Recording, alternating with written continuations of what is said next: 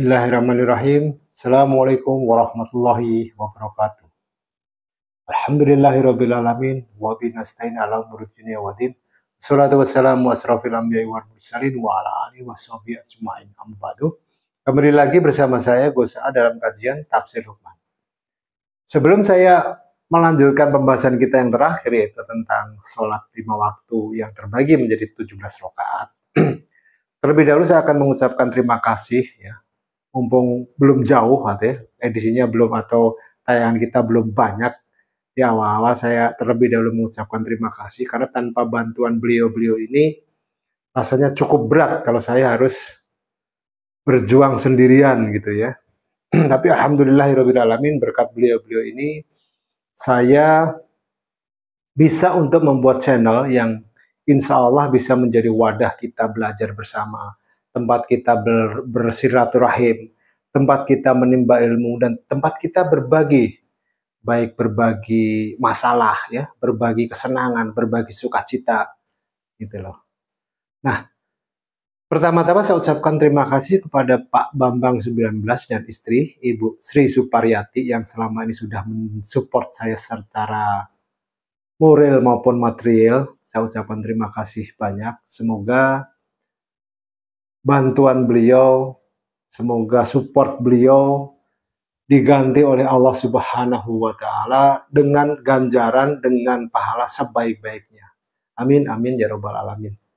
Kemudian untuk teman-teman dan saudara-saudaraku di Ainur Rahman juga semuanya akan diberikan kesehatan, diberikan keselamatan, dan senantiasa dalam ridho Allah Subhanahu wa Ta'ala. Amin, amin ya Rabbal 'Alamin. Juga untuk tante saya ya, tante saya tercinta, Ibu Aan, kalau saya manggilnya Waan, ya, dan Mang Eu, Mas Heru.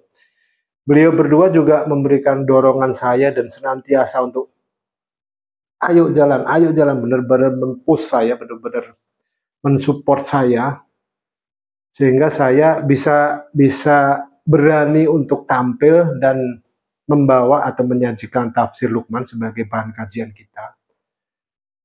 Semoga support beliau, bantuan beliau juga diberi ganjaran yang setimpal oleh Allah Subhanahu wa Ta'ala. Amin, amin ya Rabbal 'Alamin. Juga untuk teteh saya ya, yang bisa dikatakan seperti ibu saya juga ya, di samping Pak Bambang 19 dan Ibu Sri. Teh Sinta juga sering sekali membantu saya, mensupport saya, sama secara support secara material maupun moral ya pada saya. Semoga beliau juga diberikan kesehatan, diberikan keselamatan, dan diberikan kesejahteraan. Amin, amin ya Rabbal 'Alamin. Juga untuk teman-teman saya yang lain yang, waduh banyak banget kalau saya sebutkan. Intinya ya, secara garis besar, saya berharap ya, ini harapan saya. Oh ya, juga untuk Bang Ako, terima kasih yang selama ini sudah membantu saya, ya, menemani saya. Mungkin setiap malam dia menemani saya untuk saya belajar belajar sisi lain dari keilmuan ini. Ya, sisi lain dalam artian bahwa alam semesta ini menyimpan sebuah rahasia, ya. Dan sedikit banyak saya berusaha belajar untuk menyingkap rahasia tersebut. Dengan bantuan Bang Ako, sedikit banyak saya mendapatkan sesuatu yang luar biasa yang selama ini belum saya pernah dapat sebelumnya. Juga untuk teman-teman yang lain ya, kayak saya juga berharap Pak Ustadz Ubay, semoga diberikan kesehatan selalu beliau, Ustadz Ubay. Teman-teman yang lain, yang mungkin nggak bisa saya sebutkan satu-satu ya, intinya tanpa mengurangi rasa hormat saya kepada teman-teman. Harapan saya, sekali lagi harapan saya, semoga kita bisa menjadi sebuah keluarga, ya, menjadi sebuah keluarga, menghilangkan ego kita, ya bukan menghilangkan, artinya bisa menekan ego kita. Kita bisa berkumpul, kita bisa belajar bersama lagi dengan menghilangkan segala bentuk kepentingan kita. Di sini tujuannya yang satu, kita bisa mewujudkan apa yang menjadi cita-cita papa kita, yaitu guru kita Luqman Abdul Qohar Sumabrata, di mana beliau ingin agar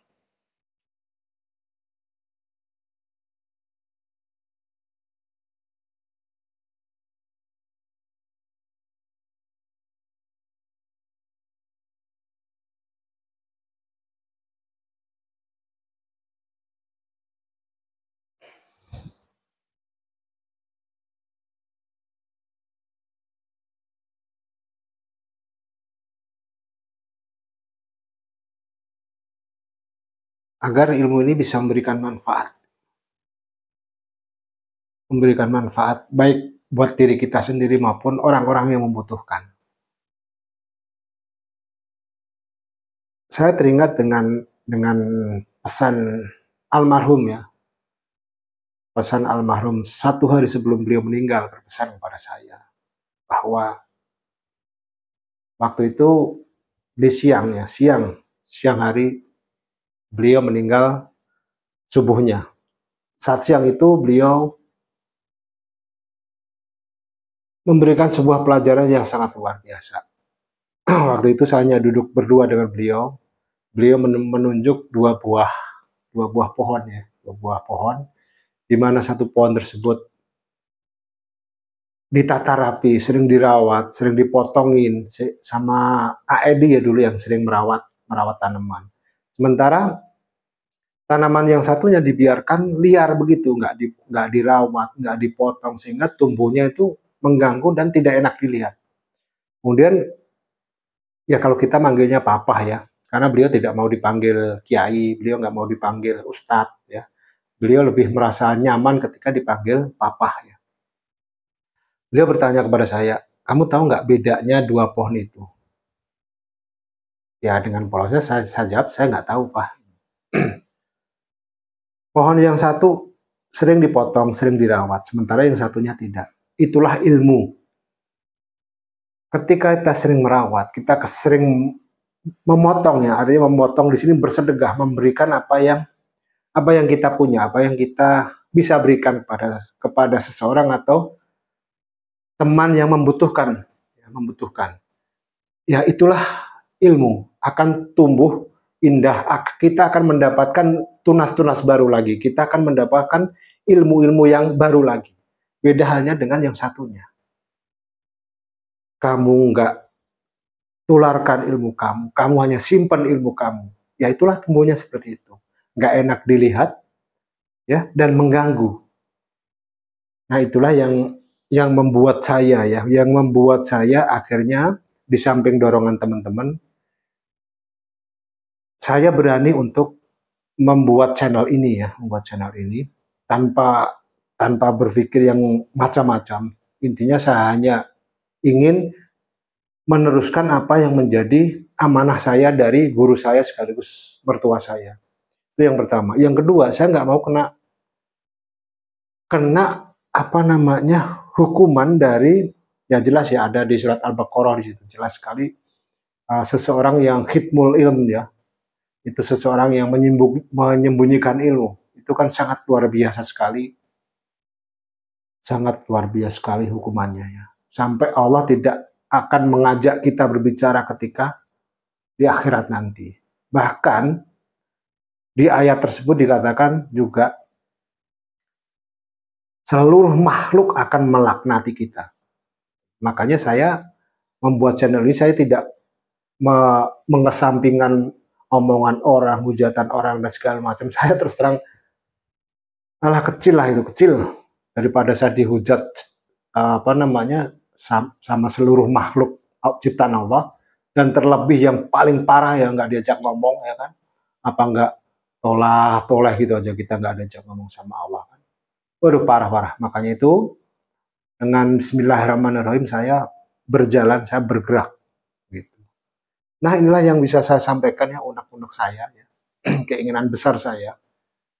Semoga teman-teman ya semuanya dapat mengerti keinginan saya, kenapa saya bertujuan membuat channel ini.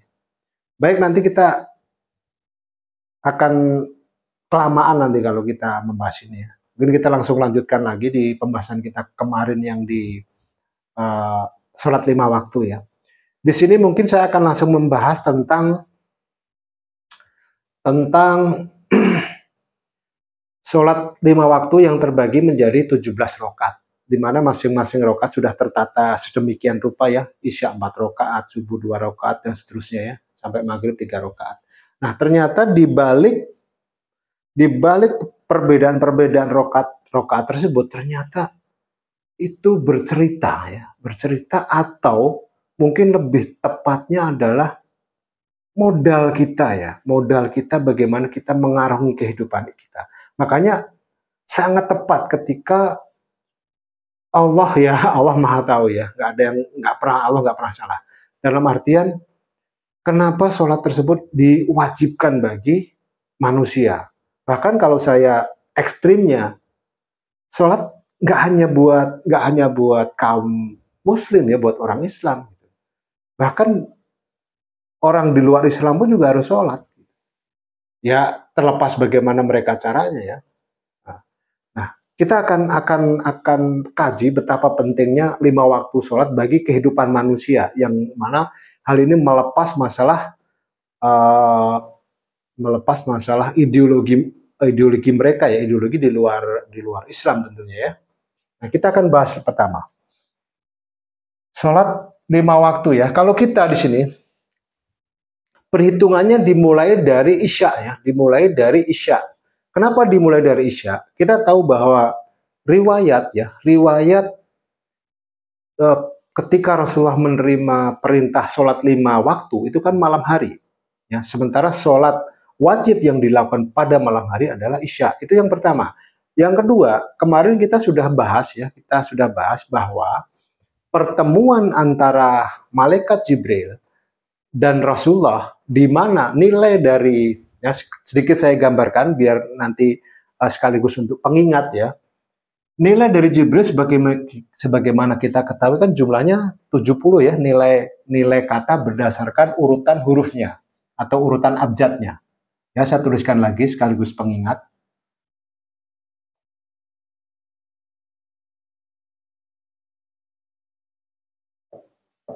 Ya. Ini huruf kelima, ba huruf kedua, sekaligus nanti kita juga sama-sama belajar urutan abjadnya. Ro huruf ke-10, ya huruf ke-30, dan lam huruf ke-23. Di mana di sini jumlahnya adalah 70 ya. Dan juga pertemuan antara Jibril dengan Muhammad atau dengan Rasulullah SAW itu Muhammad ini nilainya adalah 62 ya. Mim huruf ke-24, ha huruf ke-6 ya. Mim huruf ke-24 lagi dan dal huruf ke-8. Ini nilainya adalah 62. Kalau ini dijumlahkan 70 tambah 62 sama dengan 132. Di mana angka di sini aja ya. Angka 132 dirubah menjadi juz. Ya, dirubah menjadi juz, yaitu merupakan total jumlah ayat dari juz 4 ya. Di mana juz 4 isinya adalah Ali Imran dan An-Nisa ya. Juz 4 Ali Imran dan An-Nisa. Ya, jelas Ali Imran dan An-Nisa. Nah, ini nanti akan saya hapus. Yang penting panjenengan saudara-saudaraku sudah tahu bahwa kenapa dasar kita mengambil sholat pertama, perhitungan sholat pertama yang 5 waktu adalah Isya. Yang pertama karena malam, yang kedua karena ini ketemu dengan juz 4 ya. Ini saya hapus.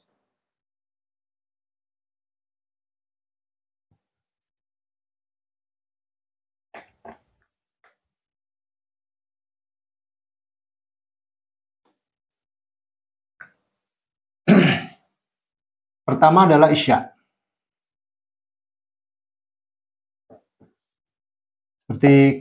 Seperti tadi dijelaskan bahwa Isya adalah juz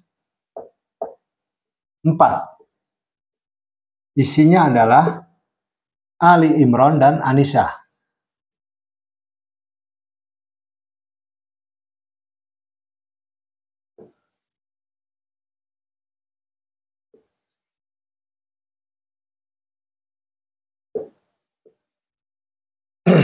Ali Imran dan An-Nisa. Ali Imran mewakili laki-laki, An-Nisa mewakili perempuan. Nah, artinya, maka saya bilang tadi, melepas semua ideologi di luar Islam ya, bahwa perintah sholat atau wajibnya sholat dilakukan oleh Ali Imran dan An-Nisa. laki-laki dan perempuan. Artinya seluruh umat manusia. Ya. Yang kedua adalah setelah Isya tentu saja subuh.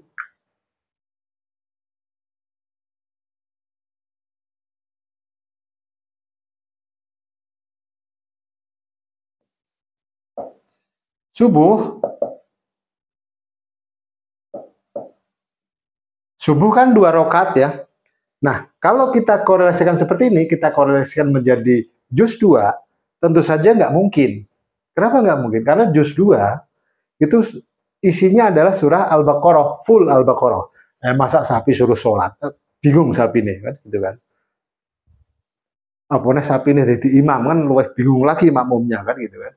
Nah, makanya karena sholat merupakan satu rangkaian yang tidak bisa dipisahkan masing-masingnya, artinya setiap sholat yang sudah kita kerjakan dan yang akan kita kerjakan itu akan menjadi satu kesatuan. Artinya menjadi sebuah nilai tambah dalam kehidupan kita atau dalam sholat kita. Artinya karena subuh 2 rakaat berarti 4 Isya plus subuh 2 rakaat. Berarti di sini 4 plus 2 ya. Ini Isya 4 rakaat, subuh 2 rakaat berarti juz 6. Juz 6. Juz 6 ini isinya adalah An-Nisa,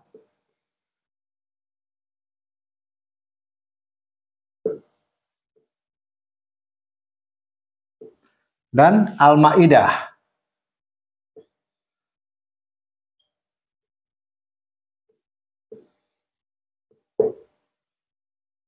Ya, An-Nisa dan Al-Maidah. Tapi sebelum itu, di sini kalau karena sifatnya sholat adalah wajib, ya sifatnya adalah wajib, ya yang namanya Ali Imran memiliki pasangan An-Nisa, ya ini wajibnya ya terlepas ada orang yang nggak mau membina rumah tangga, itu terlepas hal itu ya kita juga nggak bisa menyalahkan dan itu juga nggak bisa dihukumi salah gitu ya. Ini melepas soal masalah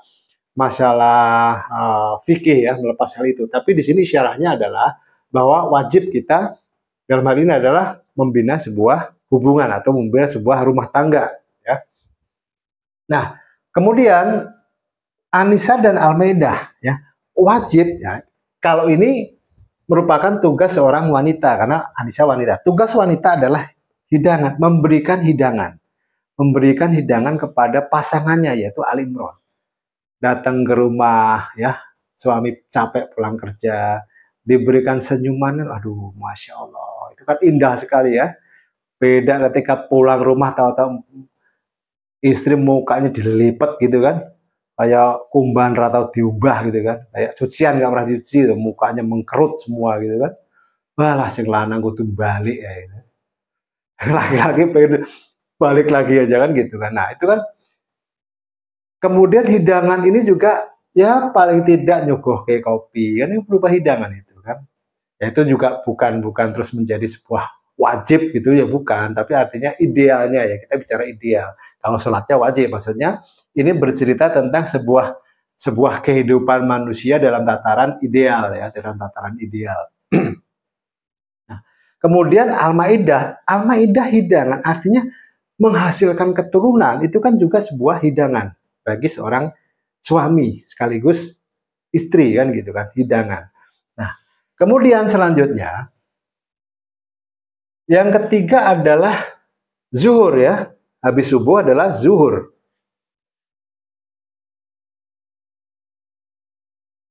Ya, zuhur. Di mana zuhur ini merupakan tadi ya akumulasi, berarti penambahannya adalah 4 Isya ditambah subuh 2 ditambah zuhur itu sendiri. Ya 4. Jadinya adalah 10 ya. 4 tambah 2 tambah 4 sama dengan 10. Berarti ini juz 10. Juz 10. Waduh. Kurang mudeng dah. Di bawah aja ya. Apa? Nah, juz 10 isinya adalah Al-Anfal dan At-Taubah.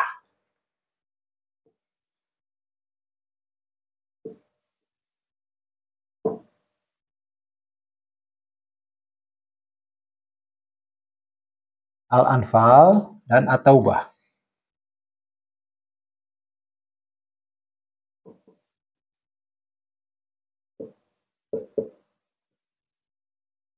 Al-Anfal dan At-Taubah. Al-Anfal artinya harta rampasan perang atau harta pampasan perang. At-Taubah artinya pertobatan. Kalau yang di sini adalah tugas seorang wanita ya atau seorang istri, yang dibawa adalah tugas seorang suami.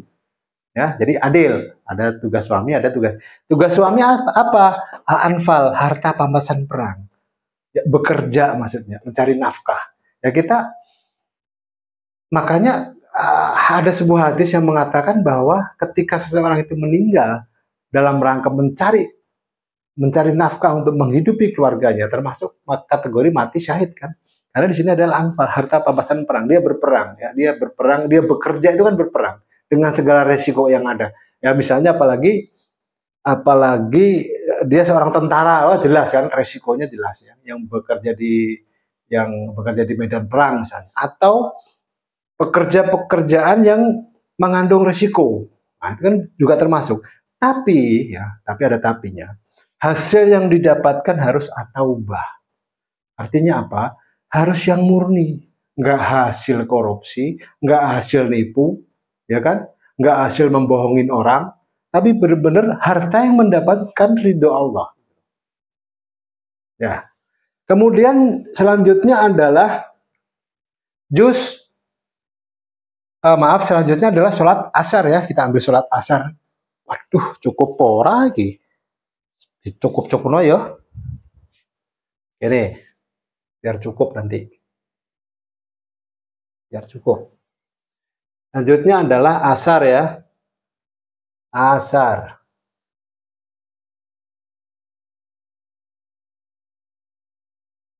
Asar berarti kan 4 plus 2 plus 4 plus 4 ya. Berarti kan Isya, subuh, zuhur, dan asar itu sendiri. Berarti totalnya adalah 14. Ini berarti juz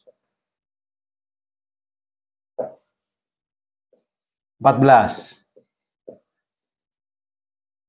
Juz 14. Juz 14 itu isinya adalah Al-Hijr dan An-Nahl.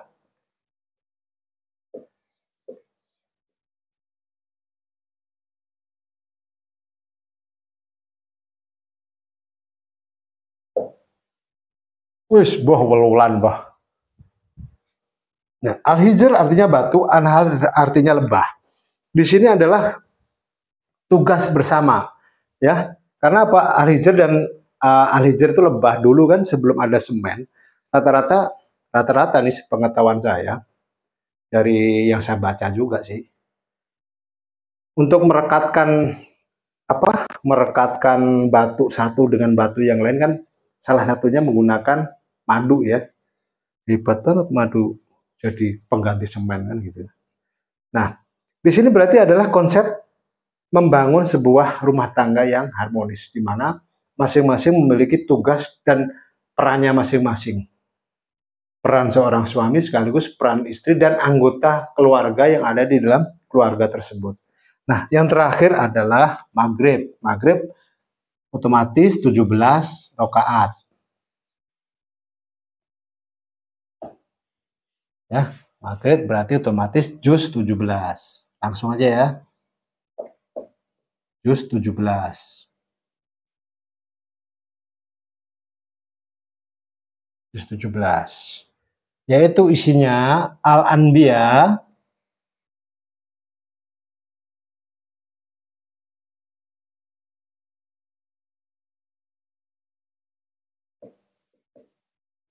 dan Al-Hajj. Walah, mau cilik apa-apa ya. Al-Anbiya nabi-nabi, Al-Hajj haji. Nah, inilah haji kan kesempurnaan kita menjadi seorang muslim kan, rukun Islam yang terakhir ya. Nah, tugas seorang nabi adalah syiar. Ya, dan juga mengajarkan kebaikan. Mengajarkan kebaikan baik suami, istri, anak, tetangga, ya. Dan inilah menjadi al-hajj, menjadi tujuan yang orang bilang menjadi keluarga yang sakinah, mawaddah, warahmah, kan? Nah, inilah konsep dari sholat. Kenapa sholat penting bagi kehidupan kita? Sekarang coba kita lihat strukturnya. Kita bicara tentang strukturnya, ya. Di juz 4 ada 2 surah. Al-Imran dan An-Nisa. Juz 6 ada 2 surah, An-Nisa dan Al-Maidah. Juz 10 ada 2 surah, Al-Anfal dan At-Taubah. Juz 14 ada 2 surah, Al-Hijr dan An-Nahl. Juz 17 juga ada 2 surah, Al-Anbiya dan Al-Hajj. Coba bayangkan, kalau rokaatnya kebalik-balik, ya, kebalik-balik nih rokaatnya. Misalnya subuh 4 rokaat, ya gitu kan? Pasti kan nggak temu hitungan seperti ini. Atau maghrib 2 rokaat, ini nggak ketemu juga hitungan seperti ini. Inilah semuanya sudah menjadi perhitungan, ya kan? Nah, ini pun juga surat-surat ini, ya, surat-surat ini juga bisa kita amalkan untuk apa? Yang pertama, nah ini saya hapus ya, saya hapus biar nanti saya jelaskan, nanti saya bisa ijazahin panjenengan untuk apanya nih bacaannya, ya. Saya bisa ijazahin ke panjenengan, ke saudara-saudaraku yang baru mengenal keilmuan ini. Berikut ini halaman 60 ya, halaman 60 dan 61 Al-Quran. Di mana pada halaman ini, pada halaman 60 berisi surah Al-Imran ayat 192 sampai dengan 199. Sedangkan pada halaman 61 berisi surah Al-Imran ya, Al-Imran 1 ayat 200 dan An-Nisa ayat 1 sampai dengan 5. Nah, inilah nanti yang akan kita jadikan bacaannya ya. Nanti cara bacaan juga akan saya pandu ya. Kemudian halaman selanjutnya yaitu halaman pertemuan antara surah An-Nisa dan surah Al-Maidah. Ini ya, halaman 84 dan 85 Al-Quran. Nah, halaman ini berdasarkan format Al-Quran 18 baris ya. Mungkin kalau nanti dengan format yang 15 baris atau format di luar 18 tentu formatnya tidak akan seperti ini ya. Di mana pada halaman 84 berisi surat surat An-Nisa ayat 173 sampai dengan 176 dan ayat pertama atau ayat 1 dari surah Al-Maidah. Kemudian pada halaman 85 berisi surah Al-Maidah ayat 2 sampai dengan ayat 4. Selanjutnya kita akan ke halaman pertemuan antara surah Al-Anfal dan At-Taubah. Nah, berikut ini halaman 148 dan 149. Di mana pada halaman 148 ini berisi surah Al-Anfal ayat 67 sampai dengan ayat 74 ya. Dan halaman 149 berisi surat Al-Anfal ayat 75 ya, 1 ayat, dan surat At-Taubah 1 sampai dengan 5 ayat ya. Selanjutnya kita ke halaman yang berisi surat Al-Hijr dan An-Nahl. Berikut ini halaman 212 dan 213, di mana pada halaman 212 berisi surat Al-Hijr dari ayat 61 sampai dengan ayat 84. Dan pada halaman 213 berisi surat Al-Hijr ayat 85 sampai dengan 99 dan surat An-Nahl ayat 1 dan 2 ya. Kemudian yang terakhir halaman yang berisi pertemuan antara surat Al-Anbiya dan Al-Hajj. Di sini merupakan halaman 264 dan halaman 265.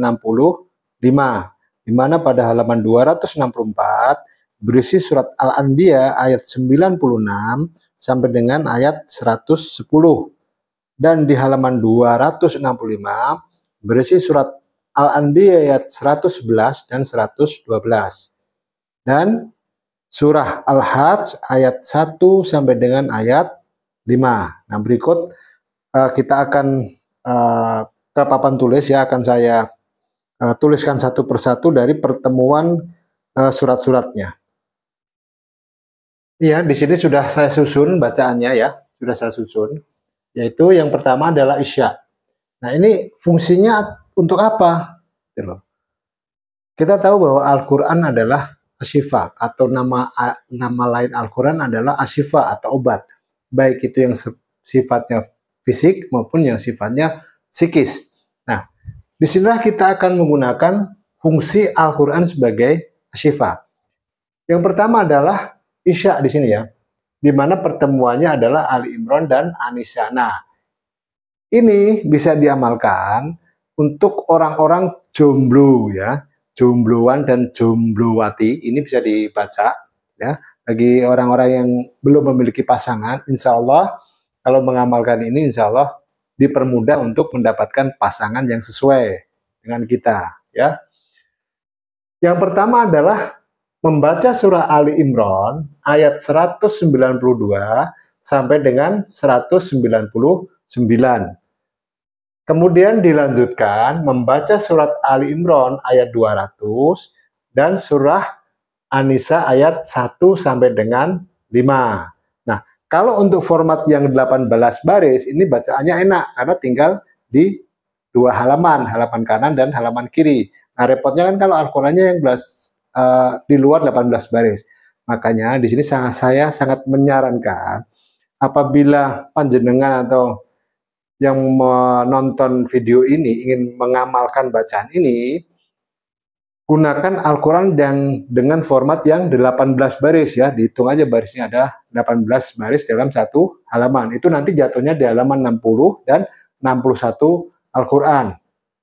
Ya, di sini. Nah, pada halaman tersebut ya sekali lagi saya ingatkan bahwa kita juga memiliki aturan atau cara bacanya.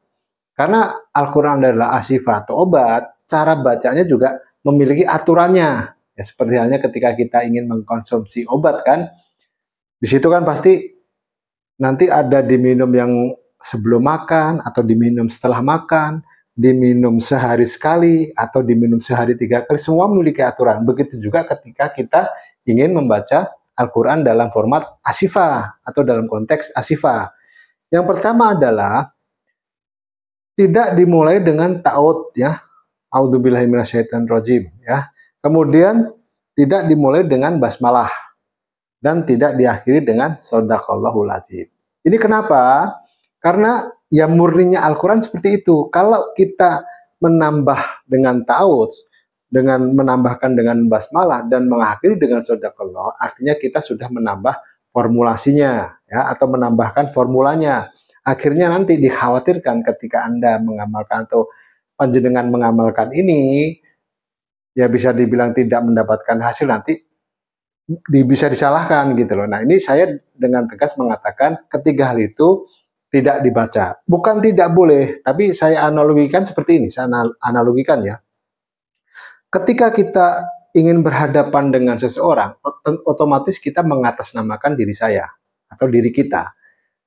Kita tidak mungkin mengatasnamakan orang yang akan kita temui. Misal, kita akan menemui Pak Joko misalnya kan, atau Pak Agus lah yang umum ya, Pak Agus. Ini saya atas nama Pak Agus ingin bertemu dengan Pak Agus. Nah, otomatis Pak Agus yang ada di hadapan kita bertanya, Agus siapa nih? Nah, begitu juga ketika kita ingin membaca dengan diawali dengan basmalah misalnya. Dengan nama Allah yang maha pengasih lagi maha penyayang. Nah, sementara kita mengajukan proposal ya, mengajukan doa kepada Allah, tapi kita memulai dengan basmalah gitu. Beda halnya kalau kita membaca ayat tersebut dalam konteks orang per orang, kita bertemu dengan seseorang.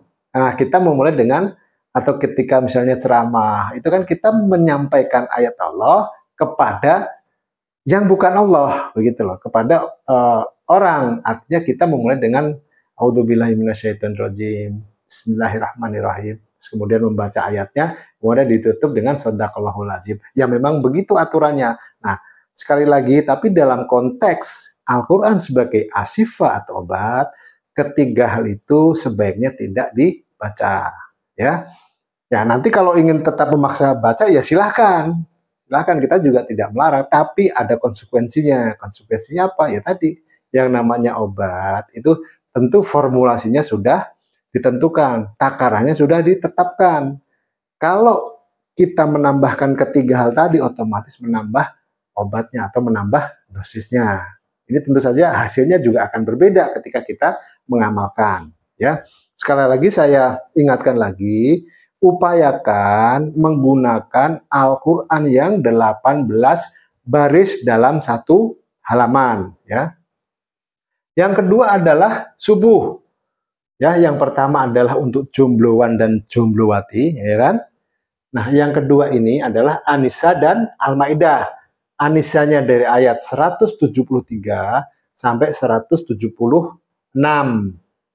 Dan ditambah Al-Maidah ayat 1. Dilanjutkan dengan Al-Maidah ayat 2 sampai dengan ayat 4. Artinya halaman kanan dan halaman kiri. Ini kalau format 18 baris enak nih bacanya, tinggal 2 halaman kiri dan kanan dan kiri, begitu mudah. Fungsinya apa? Fungsinya adalah ini untuk suami istri ya yang belum dikaruniai keturunan atau belum memiliki keturunan. Insya Allah ya, insya Allah ini bisa membantu ya. Insya Allah ini bisa memberikan jalan keluar atau bisa memberikan solusinya. Nah, yang ketiga adalah zuhur. Zuhur adalah Al-Anfal dan At-Taubah. Al-Anfal dari ayat 67 sampai 74 diteruskan Al-Anfal 75 dan At-Taubah ayat 1 sampai dengan 5 ya. Nah, nanti panjenengan bisa di screenshot aja ya, di screenshot ya. Nanti kalau kurang jelas bisa ditanyakan di kolom komentar. Nanti insya Allah saya akan bantu, saya akan pandu di situ ya. Kemudian fungsinya apa ini? Ini untuk seseorang yang belum mendapatkan pekerjaan ya, atau ketika Anda berusaha atau berdagang, misalnya pedagang lah gampangnya gitu, pedagang. Ini bisa diamalkan, insya Allah ya, insya Allah ya bisa ben laris lah dagangannya gitu kan, biar laris dagangannya gitu ya. Nah, kemudian selanjutnya adalah apa? Asar, Al-Hijr dan An-Nahl. Pertama membaca Al-Hijr ayat 61 sampai dengan 84. Kemudian dilanjutkan dengan Al-Hijr 85 sampai 99 dan An-Nahl ayat 1 sampai 2. Ya. Ini fungsinya apa? Untuk apa? Ini fungsinya adalah untuk keharmonisan rumah tangga, seluruh anggota keluarga yang ada di rumah tersebut. Ya istri, ya suami, ya anak. Ya misalnya kalau di situ ada pembantu ya termasuk pembantunya bisa mengerti gitu loh. Kemudian pokoknya seluruh anggota keluarga, tapi wabil khusus buat anggota keluarga yang ada keterikatan darah, yaitu suami, istri dan anak-anaknya gitu ya. Kemudian yang terakhir ya, ini adalah maghrib. Yang pertama membaca surah Al-Anbiya ayat 96 sampai 110, dilanjutkan dengan Al-Anbiya ayat 111 dan 112 dan ditutup dengan Al-Hajj ayat 1 sampai dengan 5 ya. Ini fungsinya apa? Ini fungsinya karena ini merangkum semuanya dari An-Nisa sampai maksud saya dari Isya sampai dengan Maghrib. Artinya di sini untuk menyempurnakannya gitu loh. Menyempurnakan dari bacaan tersebut. Nah, kapan dibacanya? Nah, sama halnya dengan obat, kapan dikonsumsinya? Setelah makan, sebelum makan. Nah, begitu juga dengan bacaan ini, kapan baiknya? Bicara ideal ya, kapan baiknya? Dibaca sesuai dengan waktunya, waktu sholat. Misalnya untuk mendapatkan jodoh, berarti dibacanya pada saat setelah menjalankan sholat Isya. Nah, subuh, untuk mendapatkan keturunan, baiknya dibaca setelah menjalankan sholat subuh dan seterusnya sampai dengan maghrib. Itu baiknya. Tapi kalau dalam waktu-waktu ini nggak sempat, diupayakan cari waktu yang longgar. Ya, cari waktu yang longgar. Waktu yang longgar itu maksudnya ya ini sebenarnya bisa aja diamalkan untuk orang yang walaupun dia sudah berumah tangga, ini juga bisa diamalkan, bukan berarti tidak bisa. Sehingga juga memiliki fungsi yang menyesuaikan dengan kebutuhannya, begitu loh. Nah, ini bisa dibaca kapan saja, ya, kapan saja. Nah, berapa banyak? Nah, itu tergantung. Usahakan jangan terlalu sering, gitu loh ya. Dan terus misalnya kita bacanya minggu ini, seminggu sekali. Nah, itu saya rasa sudah cukup di situ. Nah, inilah yang bisa saya sampaikan ya, atau bisa dibilang ini saya ijazahkan kagem panjenengan buat jenengan semua ya. Dan saya hanya bermunajat mohon sama Allah, ya Allah, semoga ini bisa memberikan solusi bagi saudara-saudara panjenengan yang mengalami masalah-masalah yang seperti di sini tadi ya. Demikian yang saya bisa sampaikan untuk penjelasan kali ini, semoga bisa memberikan manfaat. Apabila ada salah kata, salah ucap ya, saya minta maaf yang sebesar-besarnya. Wabillahi taufiq wal hidayah. Wassalamualaikum warahmatullahi wabarakatuh. Terima kasih matur suwun nggih.